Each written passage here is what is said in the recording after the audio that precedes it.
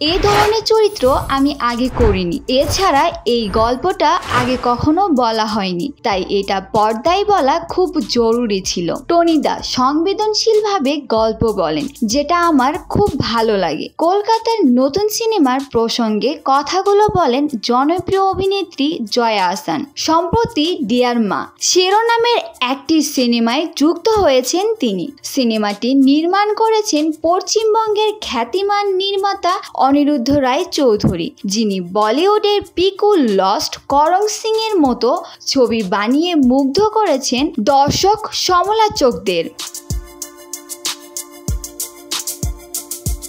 জানা গেছে সিনেমাটির নাম ভূমিকায় পাওয়া যাবে জয়া আহসানকে, অর্থাৎ মা হয়ে সামনে আসছেন তিনি, যেটা তার জন্য নতুন ও ব্যতিক্রম অভিজ্ঞতা হতে যাচ্ছে। অন্যদিকে প্রায় 10 বছর পর বাংলায় ছবি বানাচ্ছেন অনিরুদ্ধ।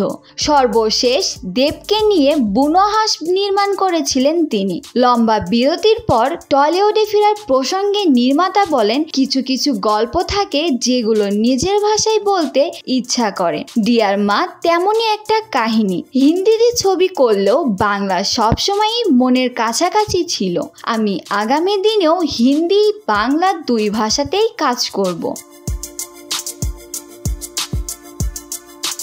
নির্মাতা জানান, রক্তের সম্পর্কের চেয়েও ভালোবাসার সম্পর্ক যে অধিক জোরালো হয় তা ফুটে উঠবে সিনেমাটিতে।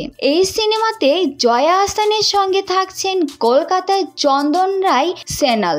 এছাড়াও অভিনয় করছেন বর্ষিয়ান অভিনেতা ধৃতিমান চট্টোপাধ্যায়, শাশ্বত চ্যাটার্জি প্রমুখ। মে মাসের 3য় সপ্তাহ থেকেই শুরু হচ্ছে ডিয়ার মার শুটিং। এই মুহূর্তে কলকাতায় চলছে ওয়ার্কশপ। উল্লেখ্য, অনিরুদ্ধ রায় চৌধুরী মুক্তিপ্রাপ্ত শেষ নির্মাণ করণ সিং সিনেমাও অভিনয় করেছেন জয়া আহসান, যেটার মাধ্যমে হিন্দি তথা বলিউডের অভিষেক হয়েছেন বাংলাদেশি এই অভিনেত্রীর। সিনেমাটিতে মুম্বাইয়ের দাপটিতে অভিনেতা পঙ্কজ ত্রিপাঠীর বিপরীতে দেখা গেছে তাকে।